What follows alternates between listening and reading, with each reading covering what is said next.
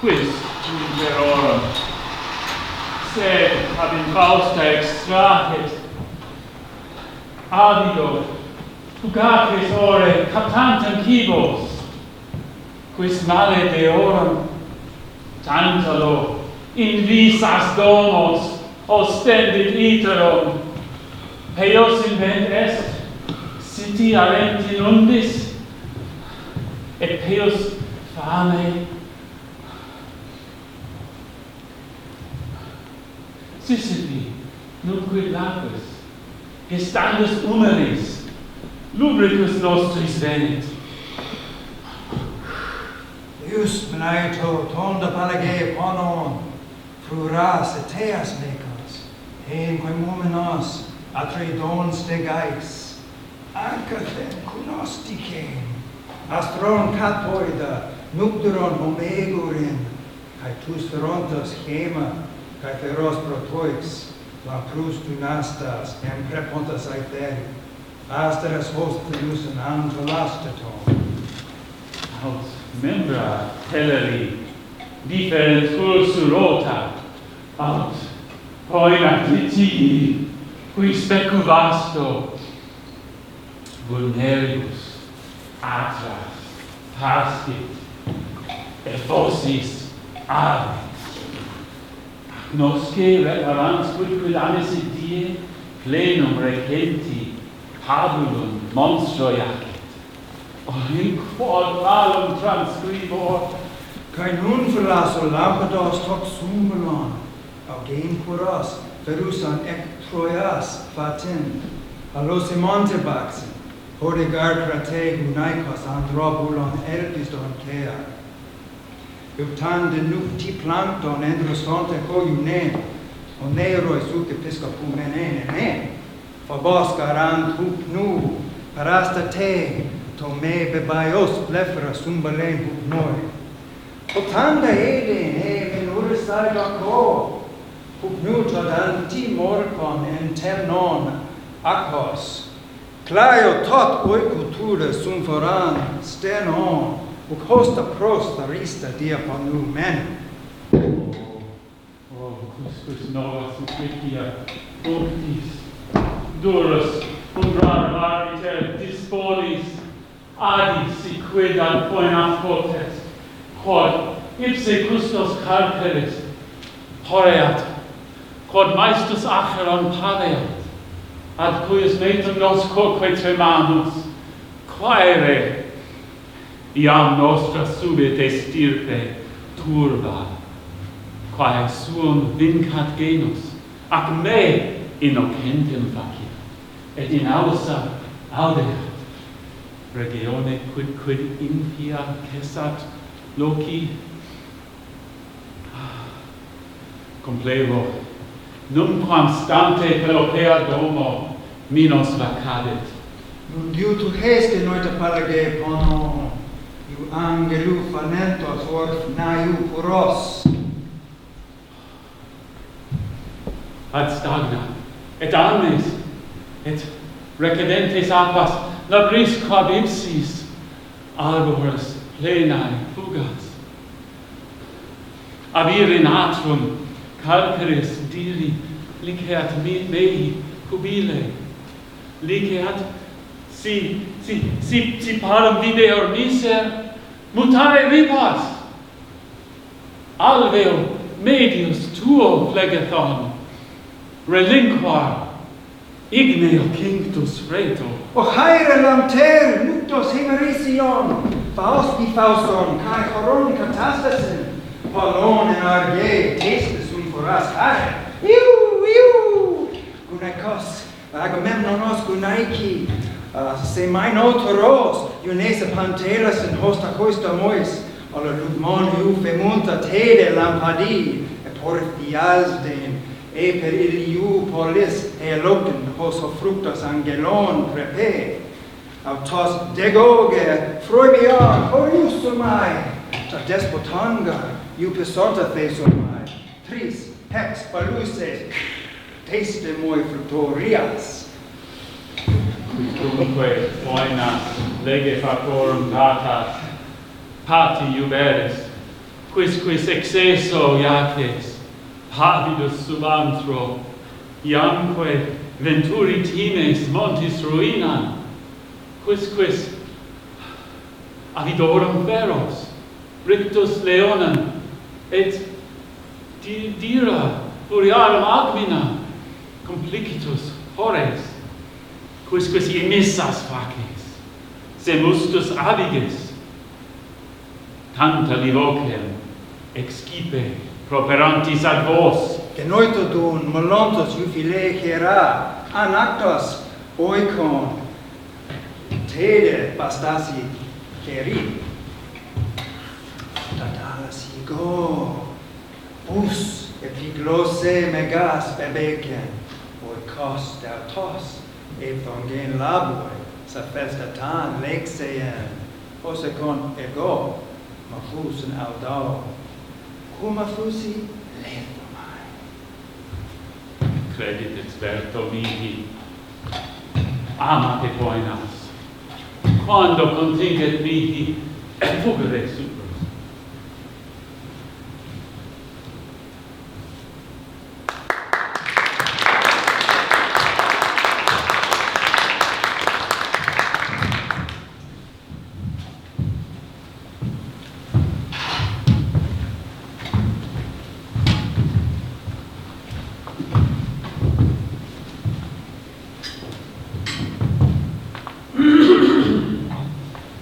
This is the 10th year since Lord Menelaus and Lord Agamemnon were great opponents to Priam. Two-throned, Two-sceptered, by the will of Zeus. The sons of Atreus fiercely felt fidelity, and they launched their 1,000-ship journey from this Argive land, crying with great passion, Ares! Like vultures that fly out, circling round high-nested chicks, they set their wings in quick motion, having failed in the work of returning their babes. Some supreme being, Apollo, or Pan, or Zeus, perceives it, the wailing, shrieking of birds sent against the overstepping of strangers, a late avenging fury. we, unhonored, stayed behind, for our bodies were old even then, and remained here, offering feeble strength upon our walking sticks. But you, daughter of Tyndareus, Queen Clytemnestra, what is necessary? What is new? what have you heard? That persuades you to make burnt offerings? All of the gods protecting the city, the Olympian and the Chthonic, the foreign and the common, all their altars are blazing with sacrifices. In one and then another place, the flames reach to the skies, then elsewhere is inspired by the easy enticement of holy oil from the innermost stores of the king, a congealing mixture. Of these things that can be spoken of, which are right and customary, speak! Become the healer of this anxiety.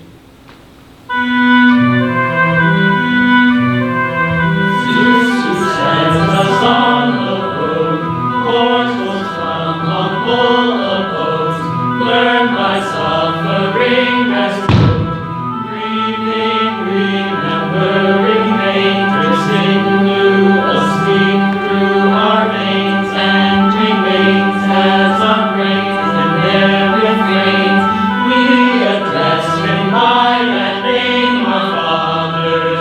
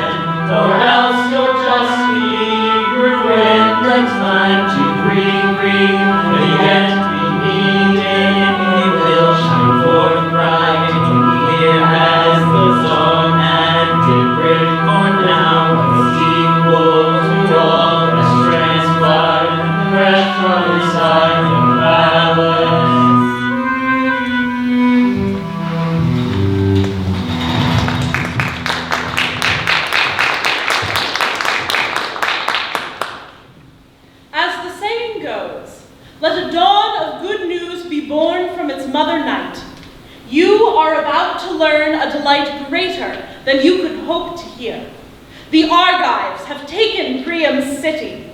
Hephaestus has sent out from Mount Ida a shining light, a beacon by courier fire.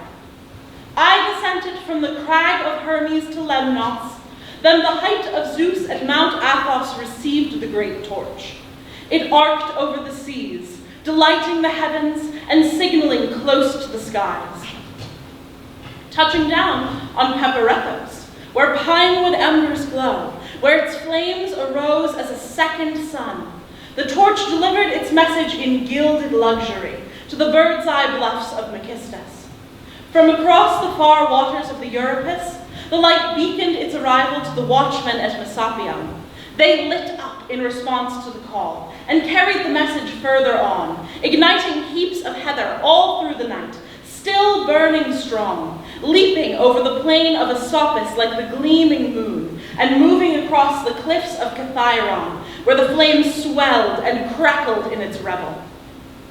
From there, the message streaked through the darkness over Gorgopis Bay, before coming to that hill of wandering goats, where it goaded the men into action over their duties to the firelight. They sparked a long beard of flame and sent it blazing on its way, clear across the headland and the Saronic Straits. Then it dove down to Arachne's crag, the closest vantage point to our city. From there, the light descended on the house of Atreus, this light that first shone from Troy and responded all across Greece to sing of our victory. I orchestrated this relay of torches so that those at the beginning and end might share in the spoils. This is the evidence that I present for my husband's imminent homecoming from Troy. Yes, I tell you, today the Greeks have control of the city. I imagine that it is full of cries and shouts that do not mix and mingle well, disjointed to the ears. When one pours vinegar and olive oil into the same jar, they like to separate and remain both distinct and divided at close proximity. So too are the voices of conquerors and the conquered. You can hear their distinct lots in life. On the one side, they are prone and prostrate, embracing the bodies of brothers, husbands, children of their grandfathers, and from their throats, which are free no more, they cry out their screams and laments for dead loved ones. On the other, weary, trigger-happy soldiers, nocturnal prowling, guarding, staking claim to every form and body of new territory, eating whatever may come to their stomachs, no order or terms, each drawing the lot of fortune. They now live in the occupied ruins of Troy, freed at last from the moldering damp of the open air, finally able to sleep through the whole night without needing guards, like happy men. If they act piously toward the gods of the city that they have captured, they will not risk retribution. O gods, let them not be struck with the desire to plunder what they ought not to, glutted on greed and luxurious excess, for they still have to complete their homecoming, turn the bend, and finish the second leg of their run. If the army manages to return home without offending any of the gods, there will be nothing that any of us have to fear from the dead. That is, I say emphatically, what you have heard from me, a woman. Yet, may the good unequivocally and irrevocably prevail for all to see. I prefer that as my blessed privilege in life.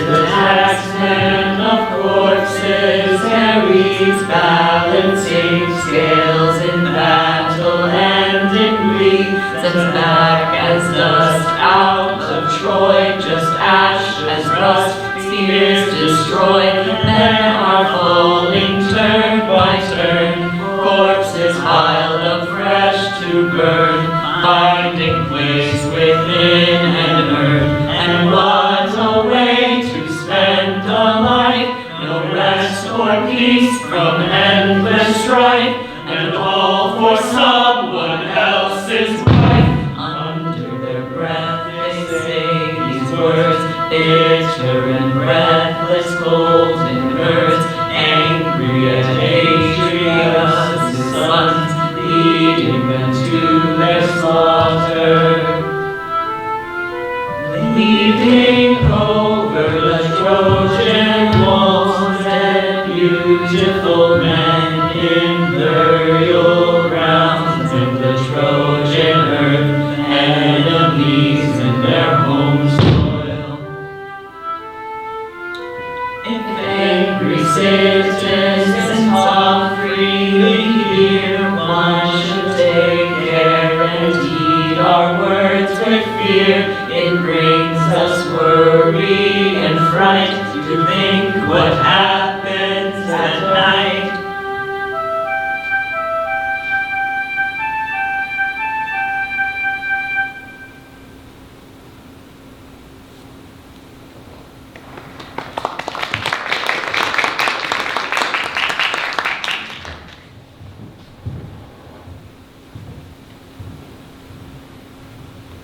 Greetings to the Argive soil, my fatherland.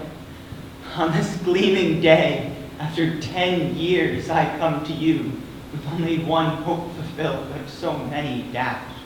For I never flattered myself to think that dying, I'd receive my due portion here from my loved ones in my Mycenae. Greetings to the dear earth, greetings to the light of the sun, to Zeus, highest in the land, and to our Pythian lord Apollo. May he never fire arrows from his bow at us, for we knew enough of your hostility along the banks of Troy's Scamander, but now change temperament as our savior and healer, our lord Apollo.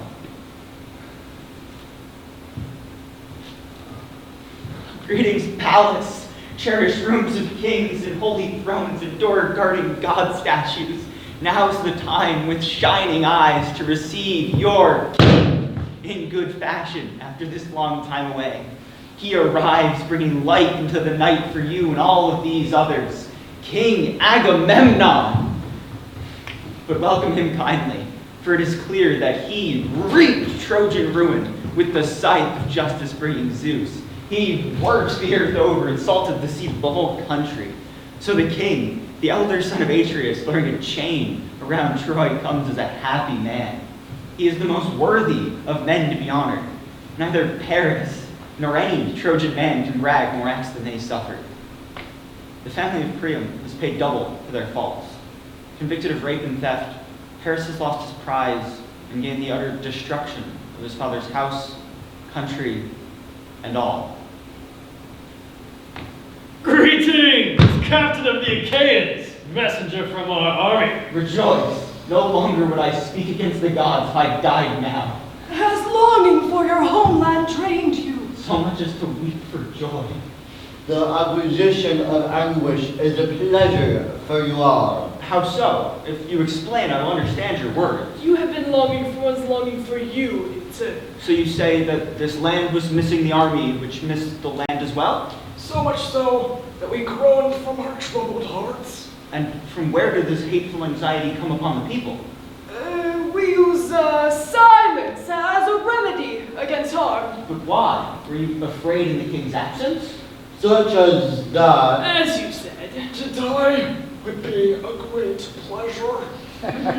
Well, things have been accomplished now, and in these times, we could say some things happened favorably, though others were unlucky. Who accepted the gods as holy privilege throughout his life? We cannot resist being won over by your words. To learn well as an old man is to always have a young mind. But it is best that these things be known to the palace and to CLYTEMNESTRA, though it also benefits me to hear you.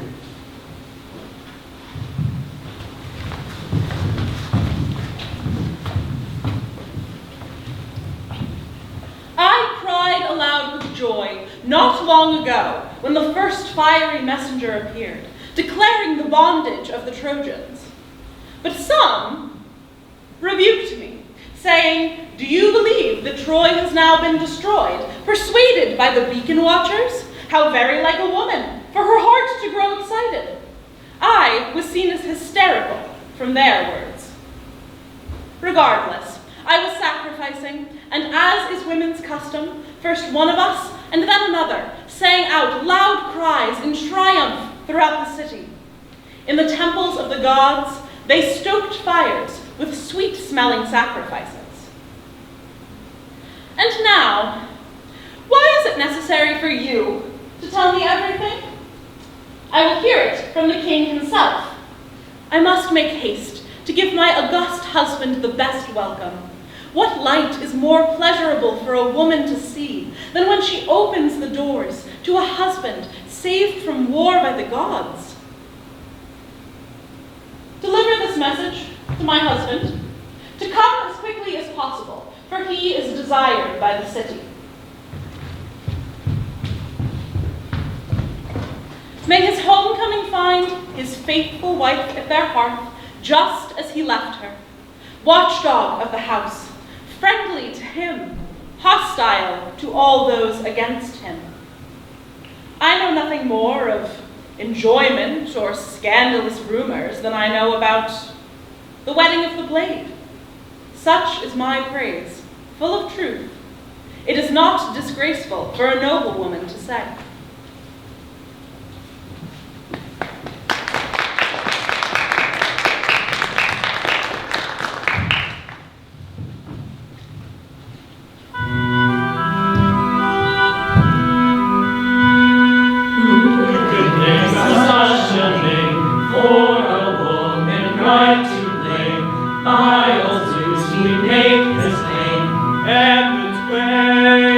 Sing along to our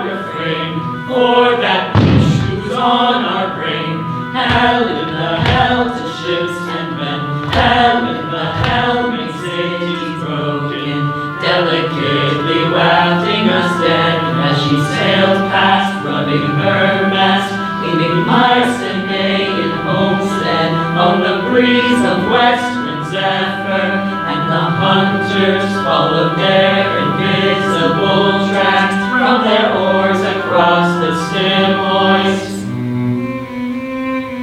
Wedding morning came for Troy, not the morning we employ, but the type that strife deploys. For a boy, from a woman looking boy, misery to end all joy.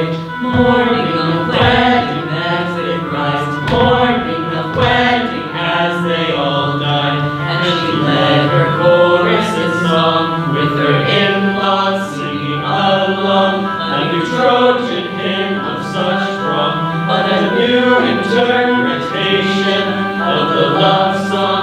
Now a dirge lament with deep groans, because Priam's priestly perished.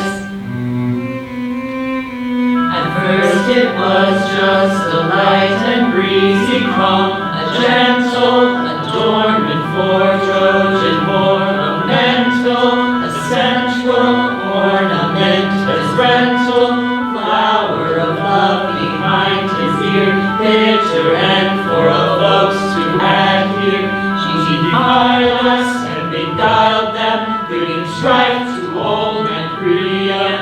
We reviled her, never ending, colonizer, gender bending, hostess who sends and in flight, furies who make all brides bright. As old can say, once upon a prior time, a man's earth would show his wealth richly grown, a man's worth engendered as a babe of man's worth, making his offspring quite the crop, pushing all of them to the tip-top. But we have need for our own creed, and in pious deed we can read in the breaking of fraternal, that mistakes of the paternal, how straight from justice and fortune, forever a labor.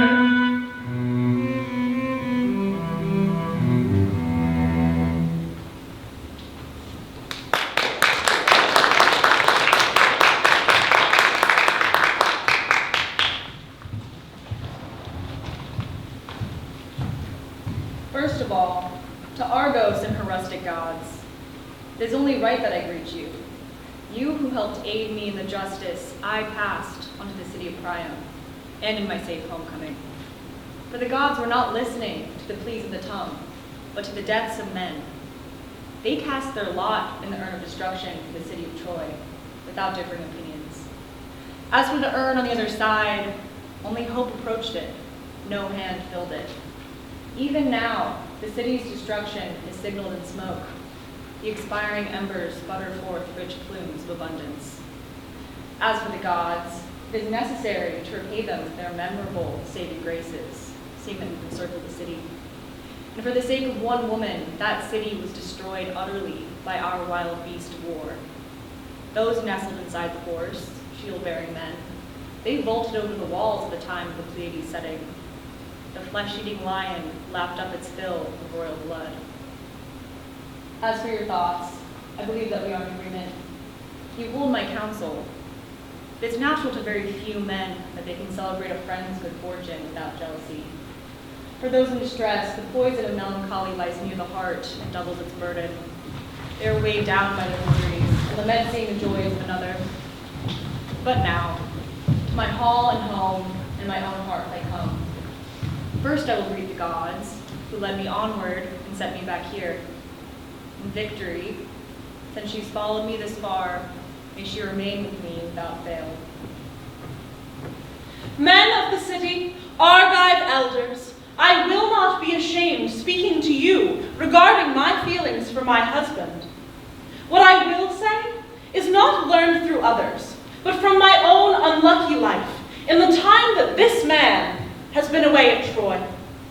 Surely it is burdensome for a woman to be apart from her husband, alone at home, hearing so many adverse rumors. First one man comes, and then another, bringing in news of some worse disaster, proclaiming it to the house.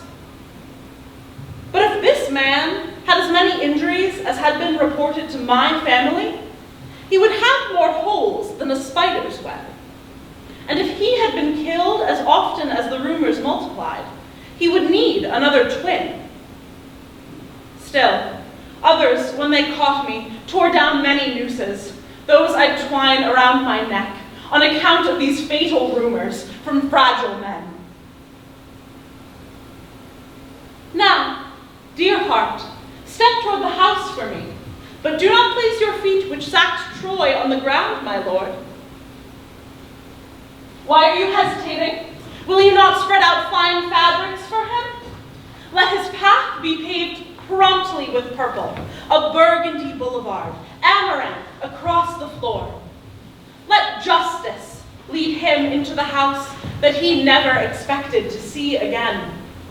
Planning, unconquered by sleep, will set all the rest in order with the gods, as is fated. Child of Leda, guardian of my house, you spoke like my absence, gone out to great lengths. As for the rest, do not treat me delicately like a woman. Do not fall before me with loud cries in the custom of barbarians. Do not set strewn cloths on my path invidiously. It's only for the gods to be honored in this way. It does not seem at all without danger to me for a mortal to walk on such fine embroidery. I ask that you should honor me as a man, not a god. Now tell me this, without considering my response. And know that I will not corrupt my opinion. Could you have pledged to do this deed in fear? Certainly, if someone knowledgeable opposed this action.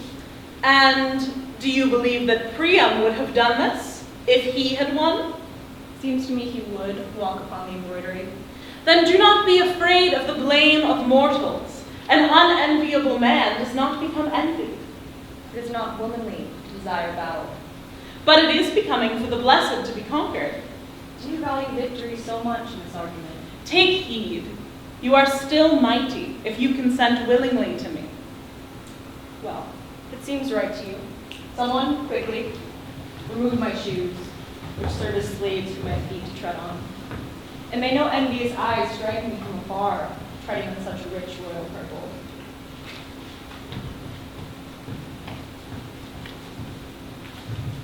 I feel great shame, like I'm ruining the house with my feet, destroying the wealth of woven work like webs bought with silver.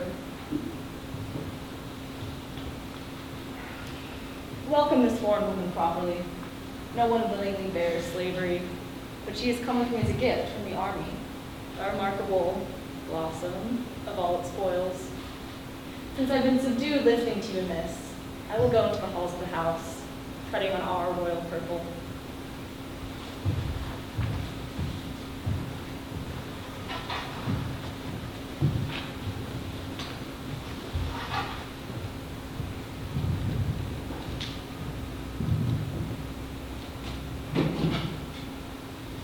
It is the sea. Who could quench it? Clotting so much violet dye, worth its weight in silver, gushing out, ever fresh, for the color of our clothes. Our house holds great wealth by the grace of the gods. Our home knows nothing of bitter toil. I would have devoted the trampling of many ensembles if it had been asked of me within the chambers of oracles when I was constructing a ransom for your life. For still living roots sprout leaves through the house, overstretching shade against searing Sirius. And you've come home to my hearth and signaled that warmth can spark in winter, and that whenever Zeus makes wine from bitter, immature fruit, then, right then, cold seeps, creeps into the house, at the moment its perfect patriarch haunts its halls once more. O Zeus, effective Zeus, who affects my prayers, whatever is intended, you are destined to perfect. You may be welcome within. I speak to you, Cassandra, since Zeus, not wrathful, has placed you as a companion in the purification rites, standing round the household altar among the many slaves. Come, my spirit, do what no later people will but no one will hold their tongue regarding. Some atrocious atrocity, a taboo, a cruelty of such a kind that my brother would have wished for himself. You cannot avenge crimes unless you surpass them. And what could be savage enough to conquer him? I know the stubborn temperament of this man. He is unable to bend, but he can break. Moneo, ne sacramanus violate caede, neve furiali malas perdidaras. He will either destroy or be destroyed, as between us stands a crime for whoever can claim it. Follow me within, do not be so proud. Even Heracles is said to have endured slavery at one point, and dined on gruel. If it should fall to one's lot to have such a fate, then it is a great joy to have masters of such old money. But you will have precisely the treatment from us, such as custom dictates. What would be taboo against a brother is justice for him. He stole my wife through force, my kingdom through stealth. By deceit, he cast our house into turmoil.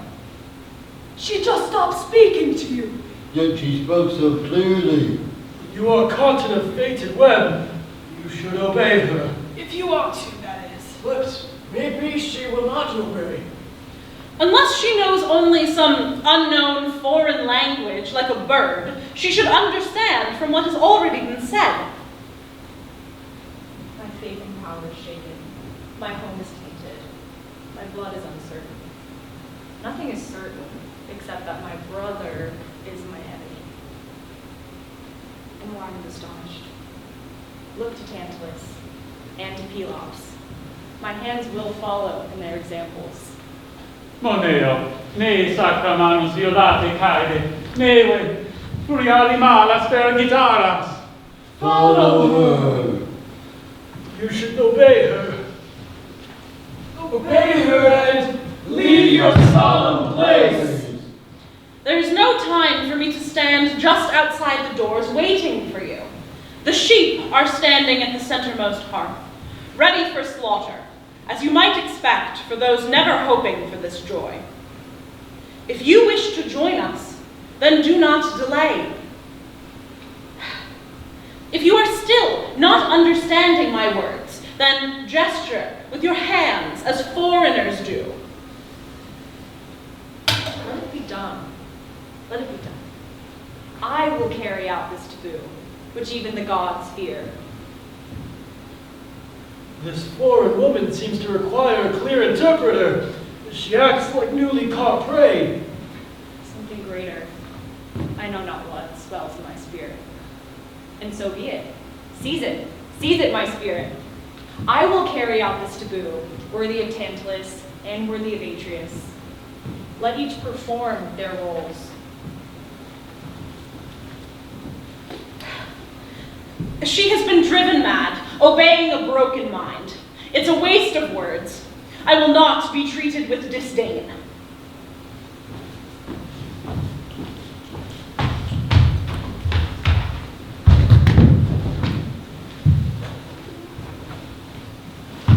I have pity for you, not anger.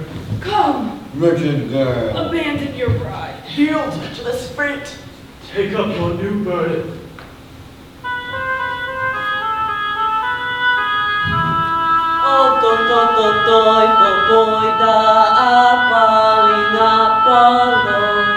Why does she sing about that god?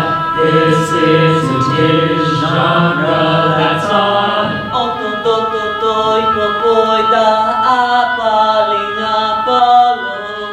We stand here now in disbelief.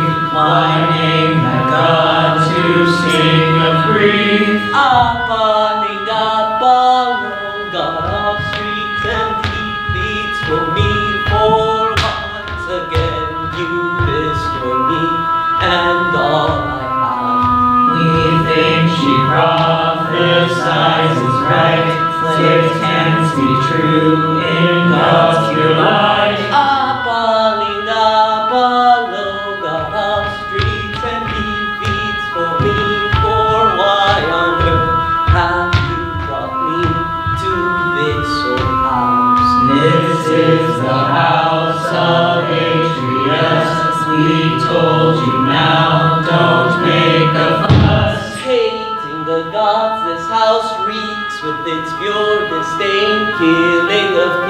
flesh all sliced and diced, blood on the floor, of men no more, sprinkling gore. Foreign woman, you've got your nose upon this house's horrid woes. Clear evidence I see screaming from those babies, young ones who are begging to flee, you see, cared for the least, consumed by beast, fatherly feast. We know your famous prophecies. We need not what a man sees. Oh gods, I see now what is being schemed. It is this new type of torment, and such great evil is being planned for this here house. And for loved ones, unyieldy above ones, leave us alone, helpless. We don't know what her future means, but for the past it's all it seems. That awful woman, can she do the deed? Lavishing bed and bath, they are inside the tub. Can I even share how this ends? And quickly the hands will outstretch and command kill throughout the robbing cup. Understanding is absent here. What she says is in no way clear.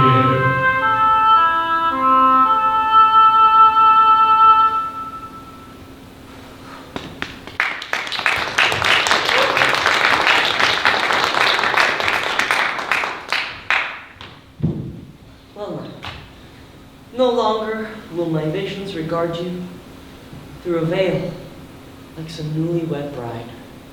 Rather, expect them to streak down from the sunrise like a gasp of gleaming air, quick as the even greater swell of sorrow about to splatter across this shore. I'll sing riddles no longer. I need you all to bear witness that I'm following the traces, the imprints of evil echoing from times past. There is an ancient chorus who haunts these halls. They sing in concert with one another, but I would not call them fine singers, for nothing that they utter is ever fine. These creeping crooners drink the mortal blood, seeping and oozing into every nook and cranny of the house. Difficult to unstain from these stones, those kin-bred furies.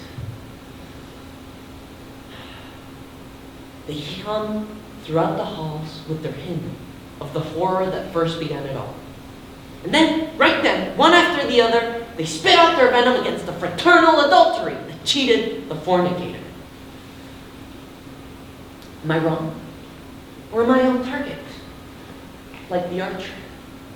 Or am I a false prophet? A conspiracy theorist? A door-to-door babbler? I need you all to swear to me. Have you really not heard a single tale of this house's atrocities? And what good would swearing do any of them? I say, I'm amazed how accurately you spell out our city's affairs, having been bred across the sea. You speak as though you bore witness. Clairvoyant Apollo cast me on this role. Surely not. The god? Struck with desire? It's been a shame to admit until now. Yes. Privilege makes anyone less desperate. That body, so statuesque, breathing his charms upon me. Did you two... Did the birds twitter? Did the leaves hum? Did you hang a garland upon the hern? Did you bear his children? Consenting? I lied. But after getting your divine powers. As I was foretelling future sufferings to my subjects. How did you escape divine punishment? I didn't. My words meant nothing to him then. They mean nothing to anyone now. No one can believe a word I'm saying. They just hear Agamemnon's ravings. Well, your ravings aren't so unbelievable to us.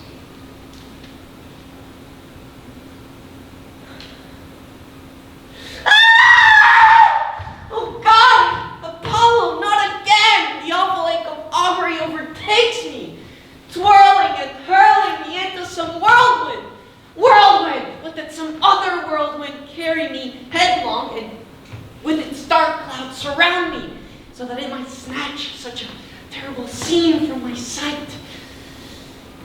Oh, shameful house, shameful even to its forefather itself, Tantalus.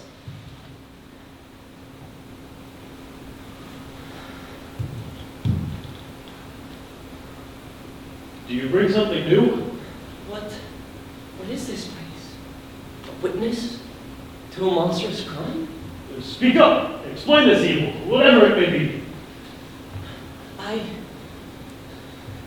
If my heart can still its beating, the image, the savage beast sticks in my mind. Carry me far, far away. Violent storms carry me there, where the stolen day is born. You hold our very spirits in suspense. Disclose this vision on which you shudder on. Bristle. Quake and reveal its actor. Speak up, and soon! At the highest point of the citadel looms the house of Tantalus.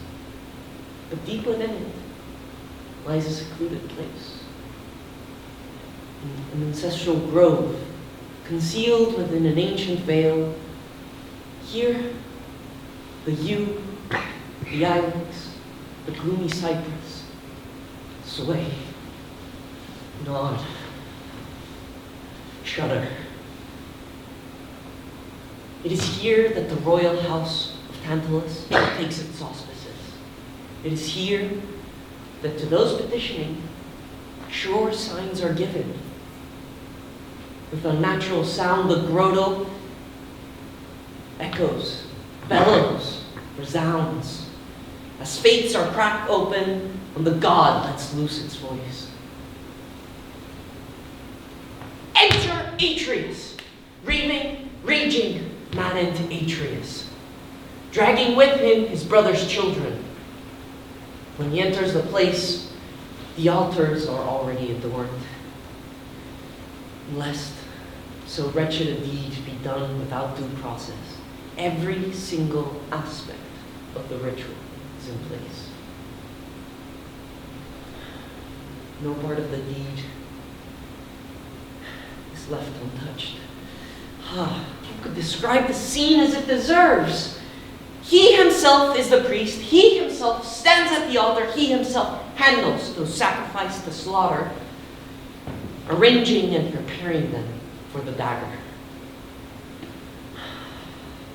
The grove trembles, and as the earth shakes, the citadel wavers, uncertain as to where to give its weight. Libation wine poured with changed purpose flows bloody, flows as entrails, as viscera, awful. In the temples, the ivory weeps, and from his temple, the royal ornament slips twice, thrice. ATREUS alone. Though these portents move all, he alone stands resolved, unmoved, alarming even the terrifying gods. A crested lion, victorious in slaughter, dripping with gore, but he refuses to let his anger rest, menacing the young with his teeth. Oh, savage crime! Oh, you're horrified by this? Oh, if it stopped here, it would be holy then. Could nature be any more atrocious Than this? Oh, this was only the first step. What else could have been done? Did he throw their flesh to the birds for rending, perhaps? Or refuse their bodies to the rites of fire? Would that he had refused. No. Look! Do you see them? The little ones, hunched over by the house, their hands filled with their flesh, their freshly plucked guts, which their father tasted. This reason, I believe, relates to the tapestry of retaliation being woven around the homecoming master, around the cowardly double, treating the house as his own. I know the prologue to Thyestes eating his young. It shakes me to my core to hear its speech so frank and literal. But as to the rest of what I hear, I fear I've lost the trail. Trying to tell you, you'll see the end of Agamemnon. You'll also see the end of Thyestes. But that's after my own. Maybe only speak on proper and pleasant things, poor dear. Or better yet, just hold your tongue.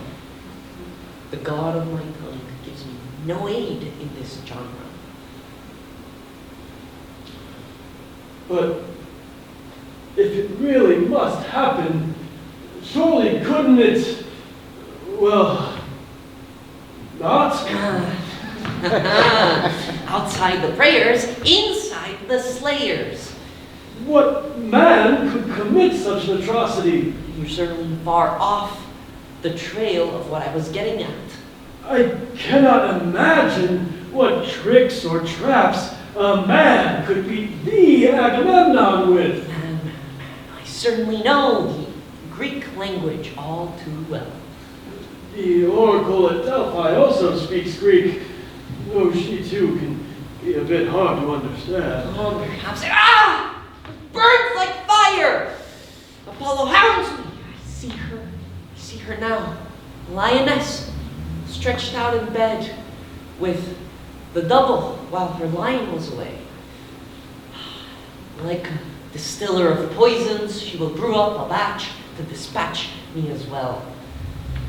And then, while she whets the blade for her man, she crows that the price for my bondage will be murder.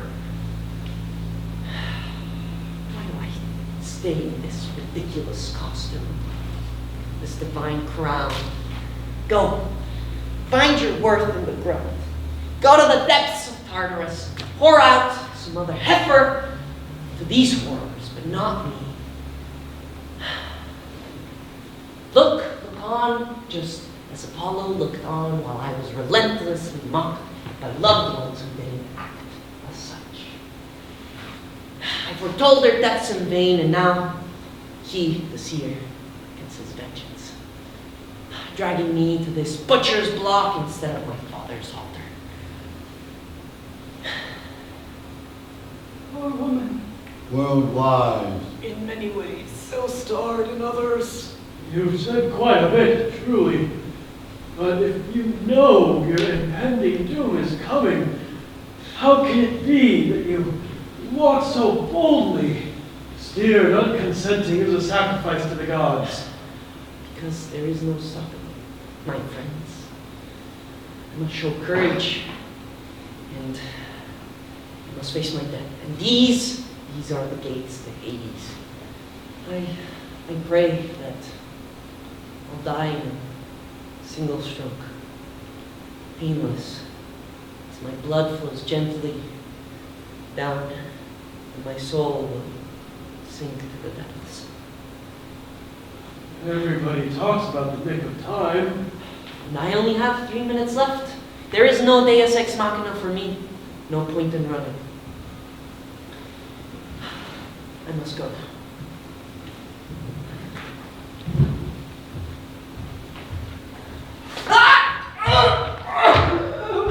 What's wrong? What's the matter? What fear is steering you away? What's making you like that? Or is it a psychological horror? The house shrieks, reeks, bloody murder. What on earth do you mean? Is it the sense of sacrifice in the herd? No, it's a particular scent, like cracking open a tomb. Isn't that just the Syrian incense that fragrances the palace? I find it lovely.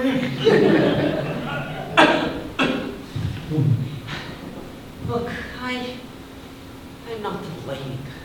Here, like some hollow-boned bird. No, I wish to compose one final verse. And as I seek the last golden gleam on my skin, before, untouched by the sun, becomes lifeless, pale. An eternal victim, as ancient as the gods. A slave really is an easy target. We poor mortals, no more than a shade when we are privileged. When we are wretched, so easily erased from the script of society. Call and response. Turn and counter-turn. The definers and the defined. I don't know about you all, but I've always been one with my daughter. See you around.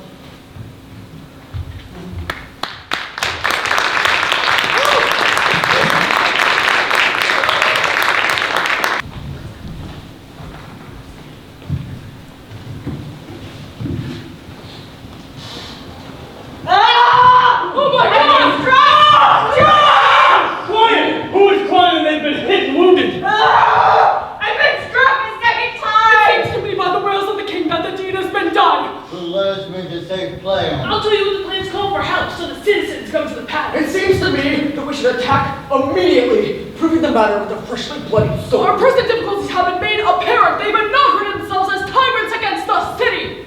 I accept, but I am we surrender to our own definers to end their short lives? Can't be born. It is better to die. That is our softer fate. When we divine that the man has perished by the evidence of some cries. It is necessary to clear knowledge. And there's one thing to guess. And another to know clearly. I approve, with agreement from all sides, that we must know how the son of Atreus fares.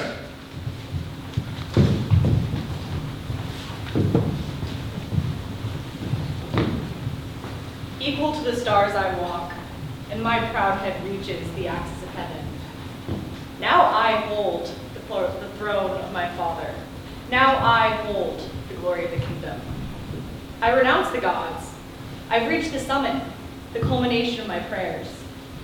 This is good. This is plenty. This is now enough even for me. But why should it be enough? I will keep going. I will fill the Father with the death of his sons. And so that in no way may shame, hinder, thwart me, the day retreats. Continue while the sky is void. If only I could hold those fleeing gods and drag them, forced, one and all, to bear witness to this avenging feast. But it is enough that the Father bear witness, even of the day unwilling. I will scatter the shadows for you, beneath which your wretchedness, your miseries lie hiding. For too long you've been inclined to be a banqueter, a dinner guest with a careless and cheerful air.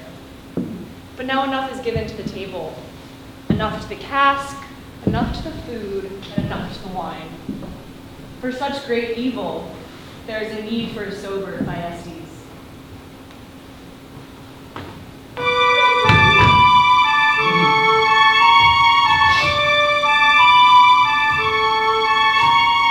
My heart aches from all these troubles as we find ourselves in doubles down this path we've been so weary. Come now, brother, let's be cheery. Flower crowns and rich old textiles. Let's forget our past with exile. Keep the wine endlessly flowing. No one certain where we're going.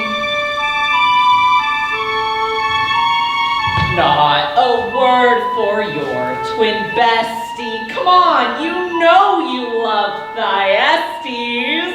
Woo. No, poor folks never believe when they no longer have to grieve. Their happiness falls through a sieve, and misery is all they weave. I take myself away from pain in vivid hues that do not stain as they entwine around my brain. Dripping flowers like their rain, sorrows flying down the drain. As I repeat this last refrain, I pray my song is not in vain, though my rhyme's starting to strain as my twain detains his plain disdain. Profane, restrain, insane, entertain, preordain, inhumane. Tell me, dearest brother, my life's only trouble, my opposite and other, my image and my double. What if we ripped all our riches of vile, tearing our wealth at the seams? What if we tipped back our heads and unbridled the most horrific of screams?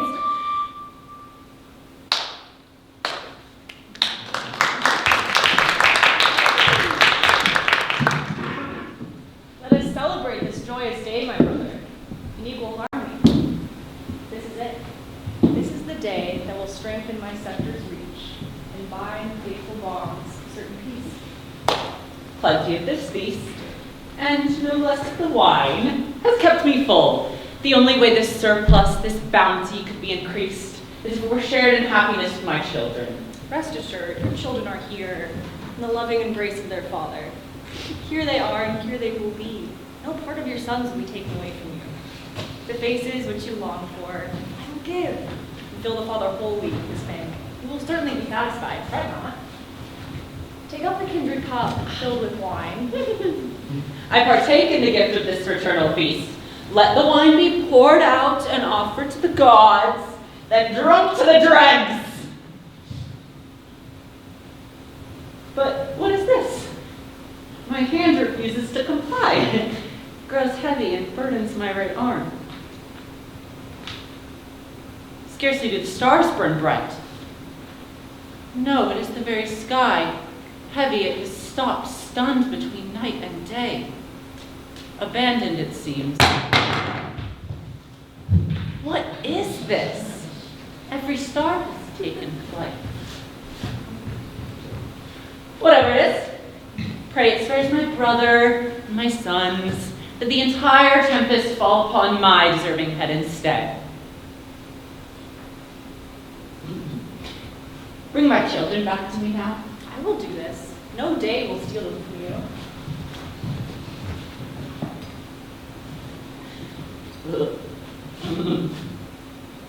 But what is this? This rumbling that disturbs my stomach, what quivers within me? I feel an intolerable weight, and my gut groans with a moaning that is not my own. Come to me, my sons, come, please. Your unhappy father calls you, come. My anxiety would flee at the sight of your faces. From where do they interrupt me? Extend your arms. Prepare your embrace, Father. Come, come. Don't you recognize your children?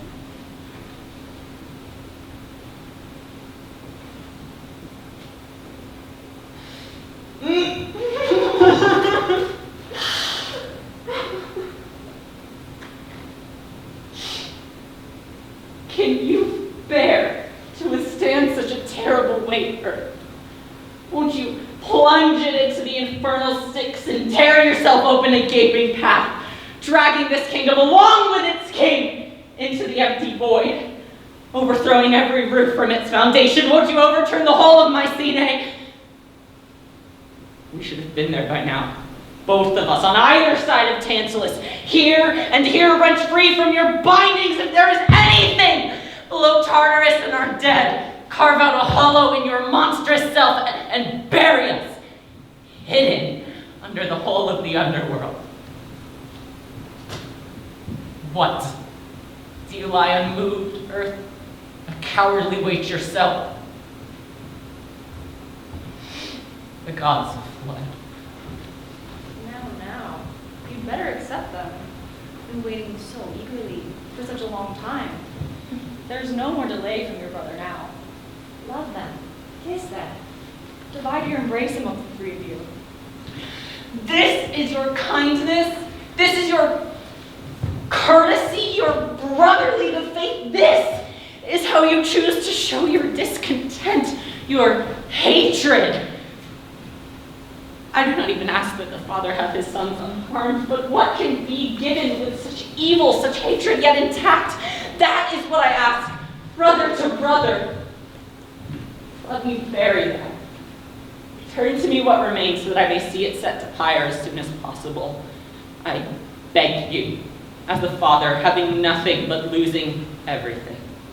Whatever remains of your sons, you have. Whatever's not, that's yours as well. What?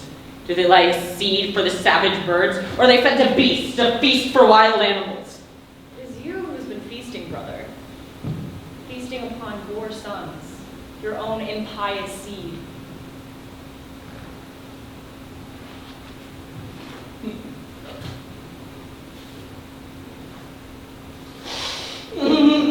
This is what has put the gods to shame. This is what has driven the day to retreat, averse back below the horizon. What can I say? What sounds can be nearly sufficient enough for me? I can still see the severed heads, the hands ripped apart, the feet split off, wrenched free from broken legs. This is what the gluttonous, covetous father was not able to take. It turns within me. Their flesh, twisting and writhing around and around, my crime shut in without exit, wrestles and struggles and seeks escape. Pietà. Brother, give me your sword. That sword which reeks with so much blood, the blood of my very own. By the sword let freedom be given to my sons.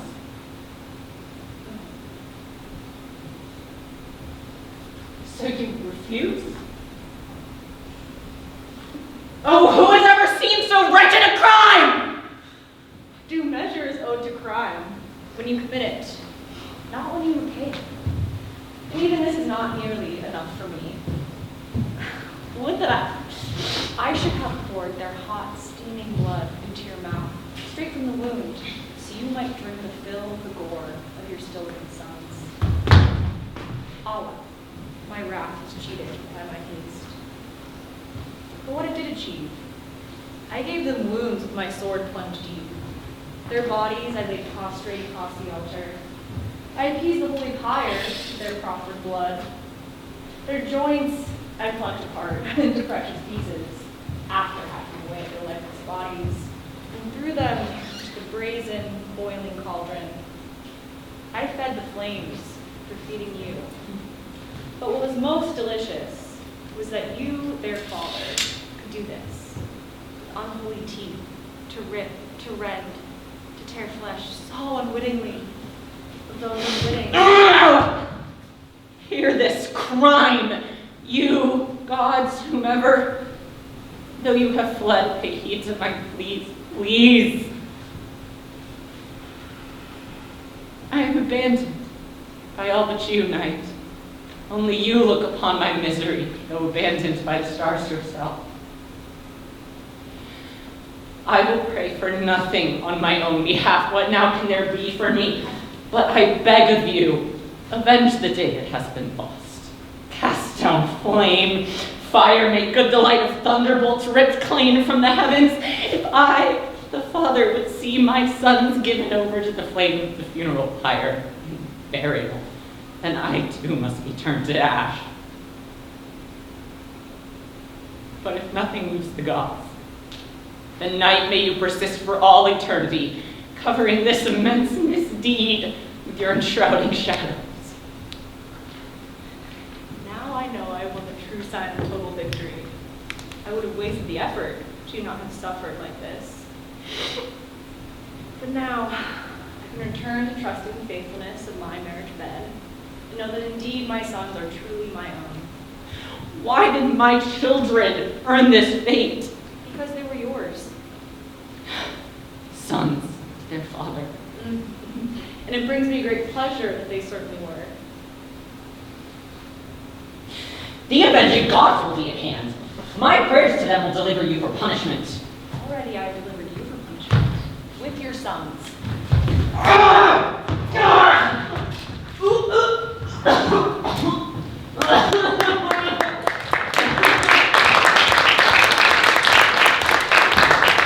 Perish every rolling son of my seed!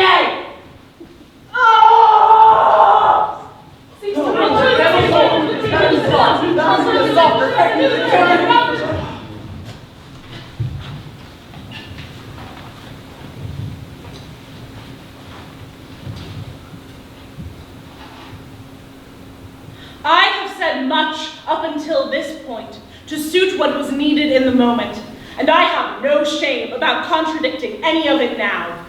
How else could anyone spin a web too broad to escape when they are trying to trap an enemy who thinks that they're a loved one?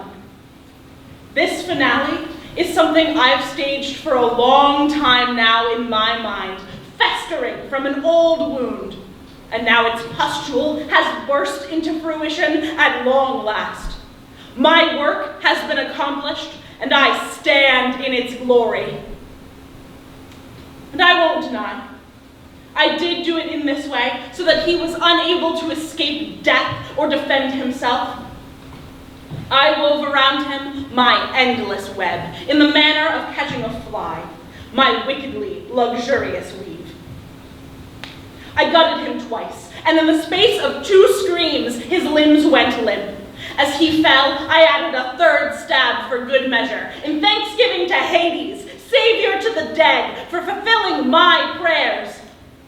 As that man choked on his soul, gasping out the ghost, he sputtered a sharp splatter of blood and struck me with a black shower of gory dew.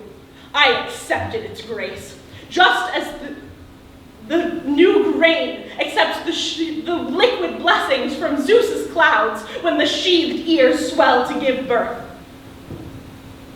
If there were any way to give this corpse a proper libation, this is what is justified. No, more than justified, for that man had so many atrocious crimes that he mixed into the wine bowl of this house that he just had to have a little sip on his homecoming. This is the matter at hand, old men. Think whatever you wish to make of it. I revel in its entirety. I marvel at your tongue. Its arrogance as it spouts atrocities for your own husband.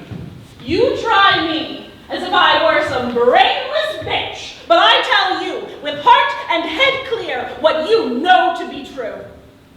I am utterly indifferent as to whether you honor or revile me. Here lies Agamemnon, my husband, the corpse, designed and directed by this red right hand. It is what it is.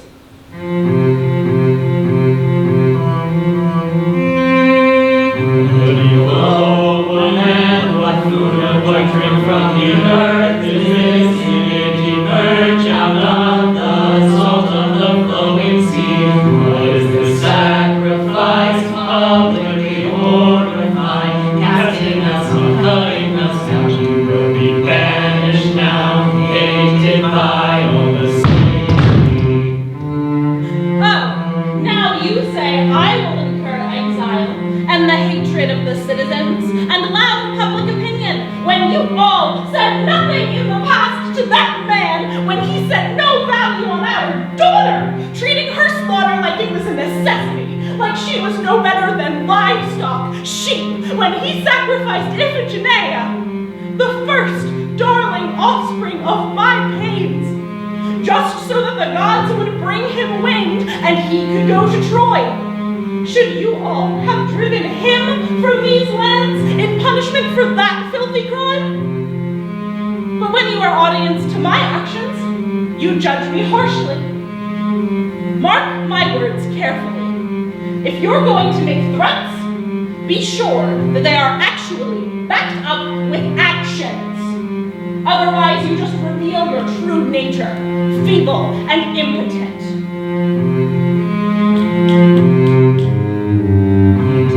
Mind you are, and your words are so proud and haughty, boasting as the mind bloodshot, and through the coursing of blood, glittering flecks of gore trace through their eyes, their whites, to the frenzied in time you pay the penalty, before beat you obey. Hear now the oath that marks out my days, by the righteous justice that was due to my child, owed by folly and the furies who aided me in the butchering of that man. No horrified anxieties haunt my house any longer, not so long as Aeschylus stays kindling my fires inside, so long as he stays loyal. He has been a mighty shield of confidence for me. Here lies the wife-cheater who collected Chryseis and all those other Trojan girls, and with him his little concubine, his pretty prophet preening on his brick, his loyal little mast rubber, the entire voyage home. They have received their just deserts. Him, just as he is, and her, after singing that absurd little swan song. She lies next to him, his darling starling, a sweet little hors d'oeuvre to revenge icily served.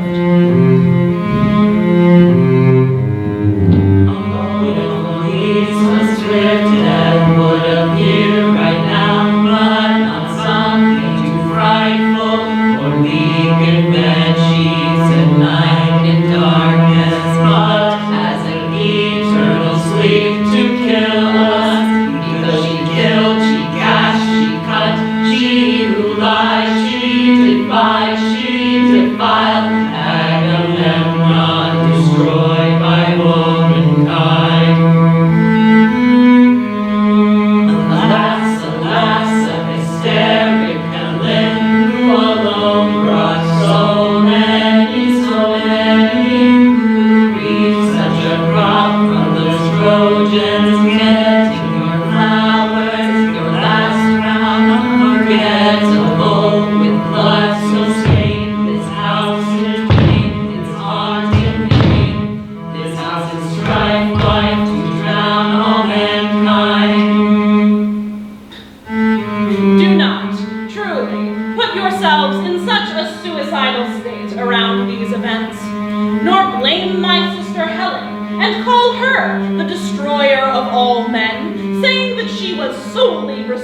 For the death of so many Greeks, and the only source of all pain.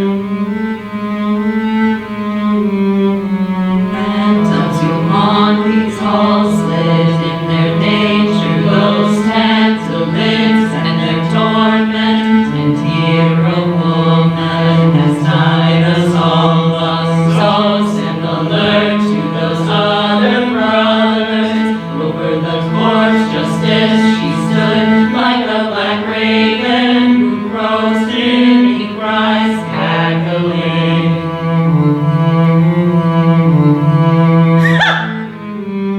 Do you?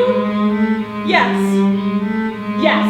Name me intergenerational filicide that haunts this hall thrice over. From it springs the awful impulse to drink gore. Before all the wounds can heal, the blood spurts forth. Great is the phantoms who haunt through all the halls of this mighty palace. Good arms, deep blackness, for insatiable horror. Oh no, oh God, and all by Zeus, the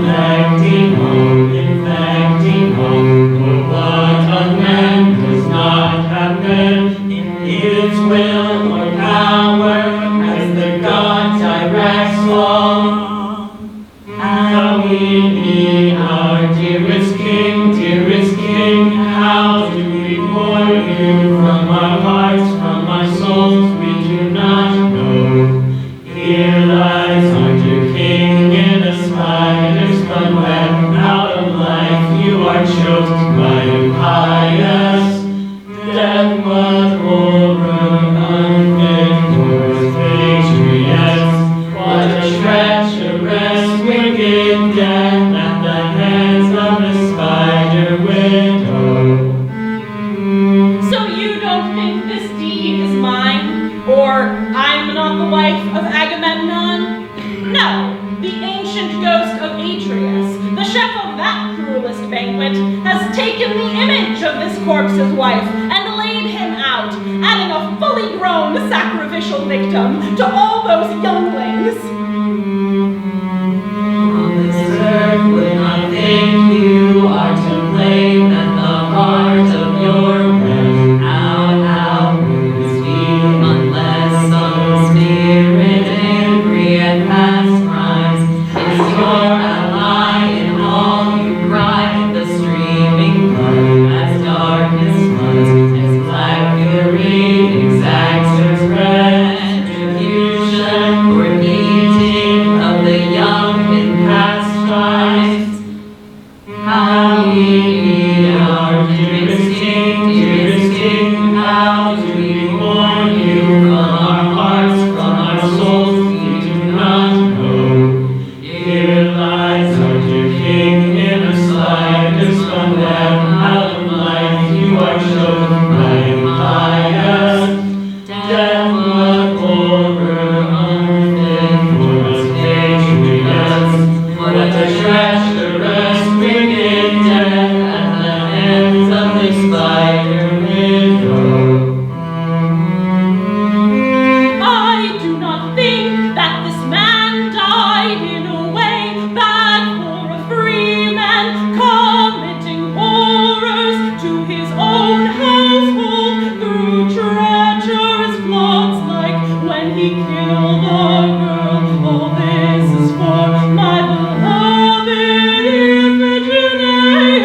He gains the prize then, eyes for her eyes then, boast now in Hades, underground ladies, sword sharpened paid fees from that sad limp sack of my husband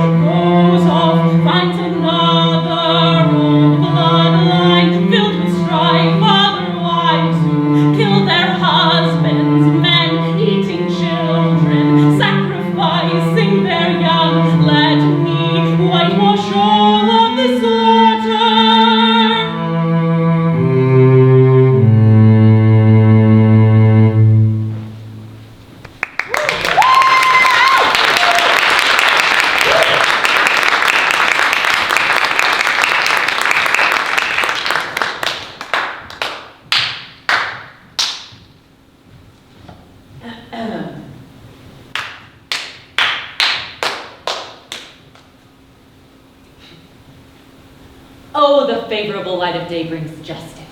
At last I can say there are avenging gods. This man, my dear cousin, lies outstretched in the woven trap of the Furies, paying in full for his father's atrocities. For ATREUS, when he was ruling this land, expelled my father Thyestes, his own brother, from his city and his home. Later, Thyestes returned as a suppliant here, to his ancestral hearth, wretched. He found a secure fate for himself, not dying and bloodying the soil of his fatherland. But godless ATREUS, in an act of hospitality too eager to be friendly, delighted in pretending to lead a day of feasting for my father. He offered a banquet of his children's flesh. And at once, Thyestes, taking some in ignorance, ate a meal fatal to the family. When he recognized this unrighteous act, he howled and fell back, vomiting the slaughtered remains. He cursed the house of Tantalus with an intolerable fate. He kicked the feasting table with a prayer, "Perish every ruling son of my Senate." From this, you see this fallen man. And I was rightly the planner of this murder. I was the remaining third child, driven out along with my father when I was still in swaddling clothes. Having grown, justice led me back, and I attacked this man, though I was not present, gathering together every device in this deadly plot. Oh mio, ne sacramanos violate caede, neve furiali malas. So dying now would be a pleasure to me, finally seeing this man caught in the web of justice. Against this, I do not approve of insolence in troubled times. But did you say that you killed this man readily? And that you alone plotted this murder? I say that you will not escape justice. It will come clearly at your head like stones thrown by the people. These words will be the beginning of a misfortune. You have a tongue like lead, and if you annoy me with your barking, you'll be led off. Once you're conquered, your voice will be more subdued.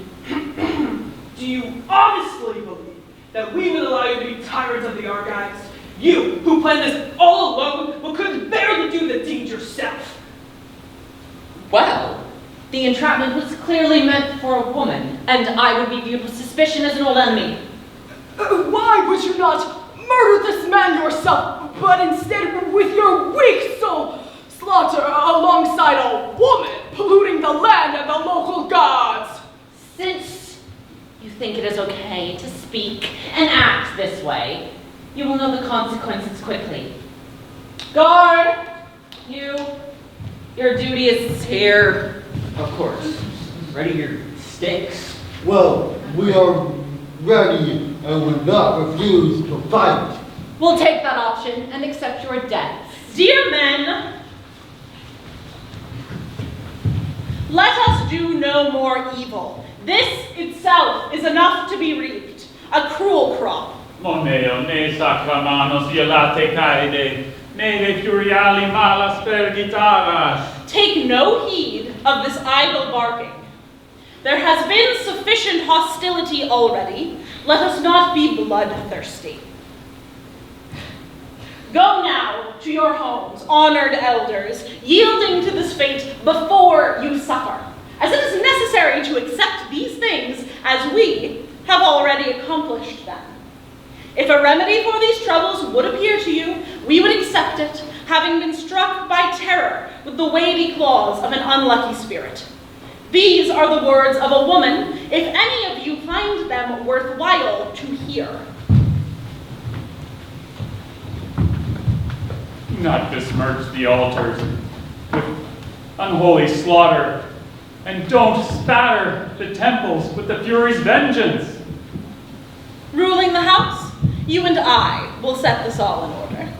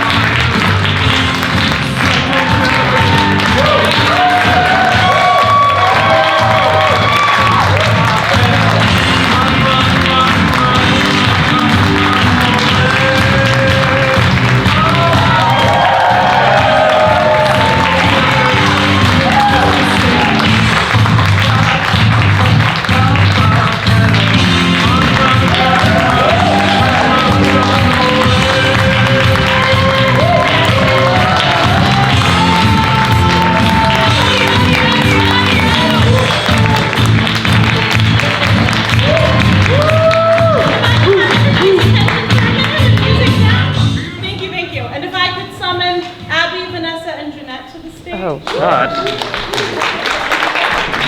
will be quick, I promise. We just wanted, since this is our very last show, to say a very heartfelt thank you to our entire wonderful directorial team who has put so much effort and energy and time and blood and sweat and tears, literal blood, into making this production happen. Someone go back and get the things by the glasses. Yes, thank you. Sunshine knows what. Yes. We'll hold for 1 moment while that happens.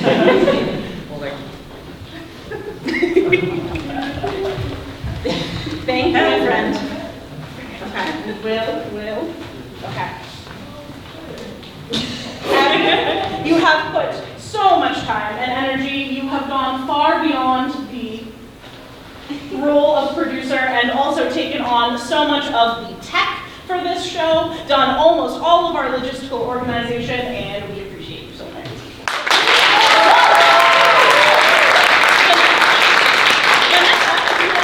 Vanessa composed every single song that you heard here today, including the background music, because she is incredible and wildly talented, and was also up running the sound in the booth for us. Vanessa, thank you.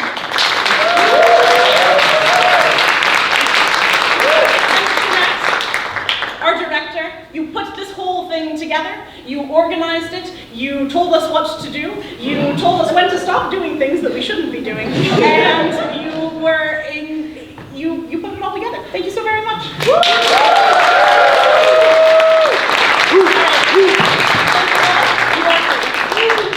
Yes, we got this right, so get out of here.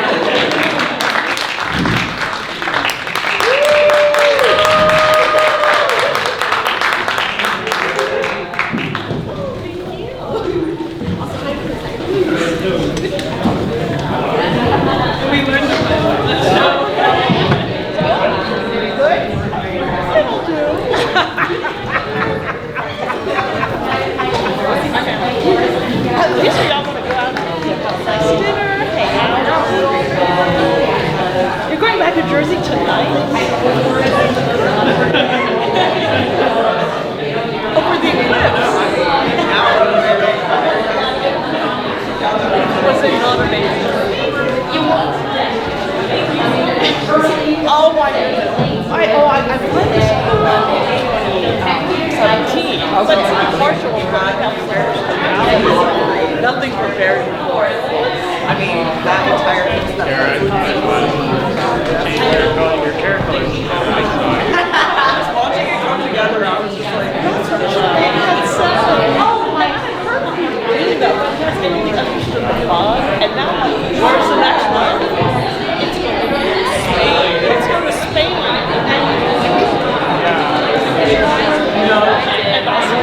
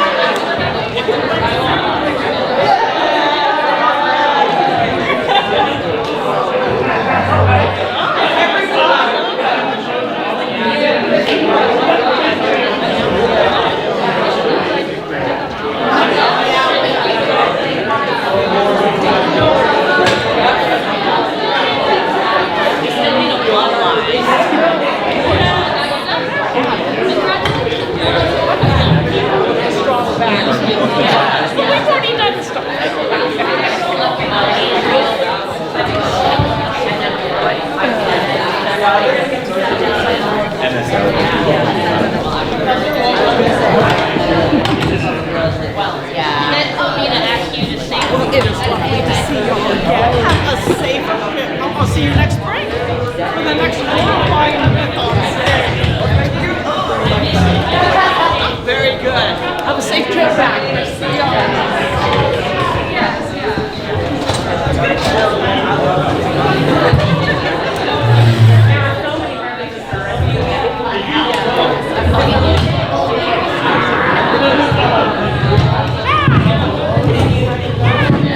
No, the upper ones can stay.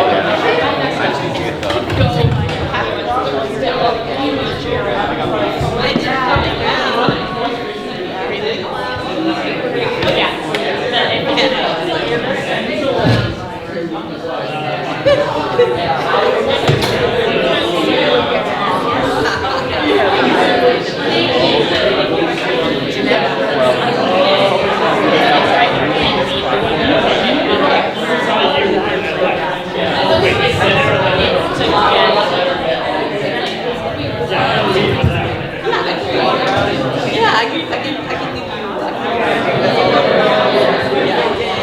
And then there's all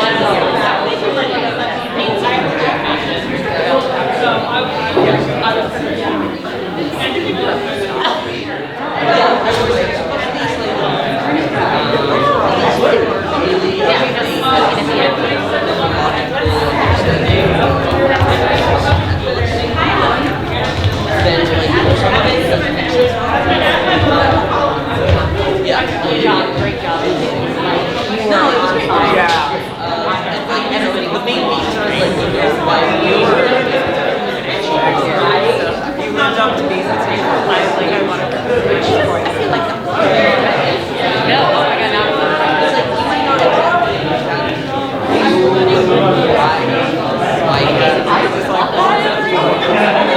just like, yeah.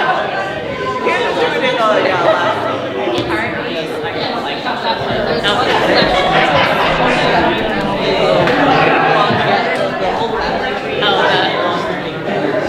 First guy, some gods,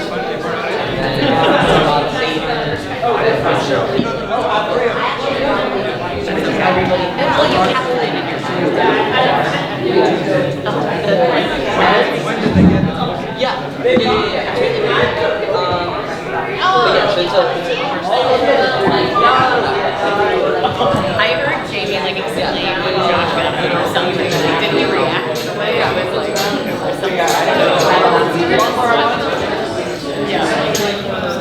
317, like,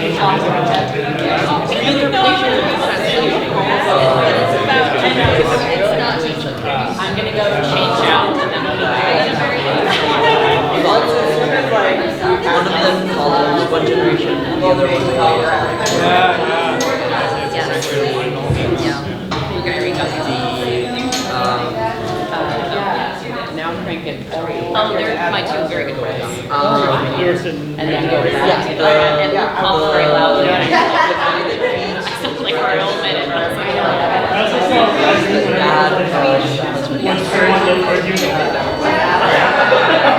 I also heard her snapping during the mic. Oh yeah.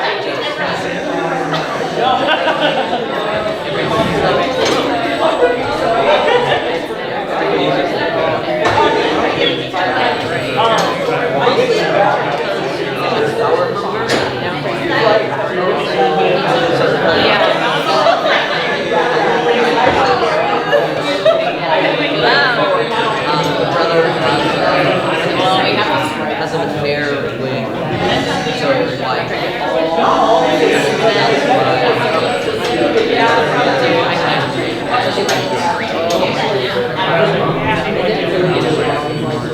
yeah, I don't know like my girls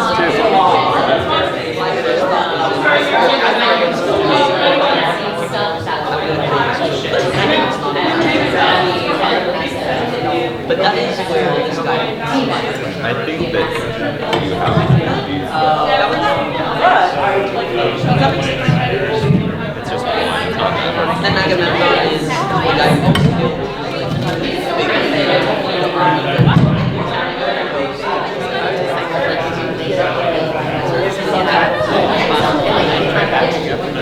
Yeah, I know what you mean.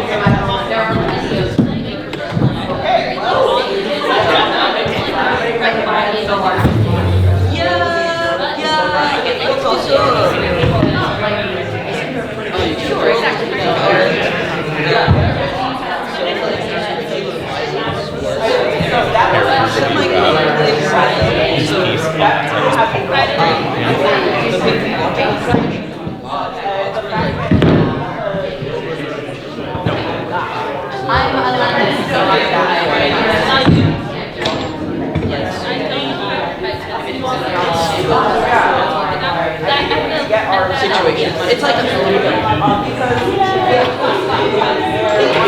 it's a better way to like it's a relevant option.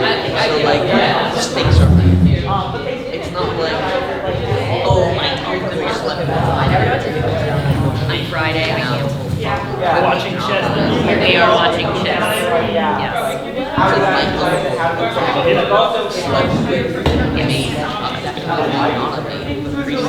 I'm already booked up. Well, that's why I wanted to know why you were doing my birthday. Because Friday. God, People get to know.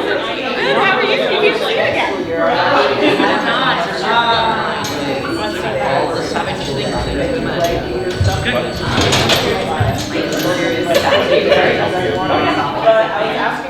Yes. And the carry about.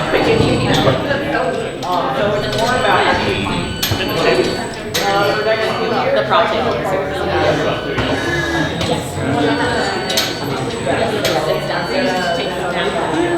All right, everybody, we need to make way for lights going down. My show door. John, thank you so much for being here. Thank you. You did an excellent job. I couldn't ask for a better job. Thank you.